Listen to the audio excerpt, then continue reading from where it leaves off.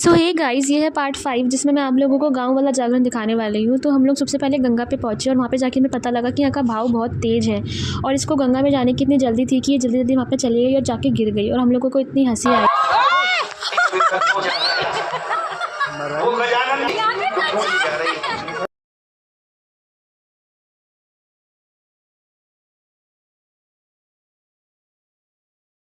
अब हम लोग गंगा से बाहर आ गए थे। हम लोगों ने कपड़े वगैरह भी चेंज कर लिए थे। वैसे गंगा पर ज़्यादा अच्छी सुविधा नहीं है कपड़े चेंज करने के लिए, लेकिन फिर भी हम लोग जैसे तैसे बाहर आ गए थे। और यहाँ पे पापा मेरे कैमरे में झाँक रहे थे कि मैं ऐसे रिकॉर्ड क्यों करती रहती हूँ हर समय। पापा को बहुत डाउट कि मैं करती क्या हूँ इस रिकॉर्डिंग का, लेकिन पापा को नहीं पता कि मेरा यूट्यूब चैनल है। मम्मी बहुत अजीब लग रही थी इस हेयर स्टाइल में, क्योंकि मम्मी नहा के सीधा बाहर आ गई थी और मम्मी ने अपने बाल कॉम्ब नहीं किए। यहाँ पे मेरे कान में पानी घुस गया था और मैं उसे निकालने की कोशिश कर रही थी, बट वो पानी बाहर ही नहीं आ रहा था। पापा ठाकुर की तरह क्यों डाल दिए गमछा?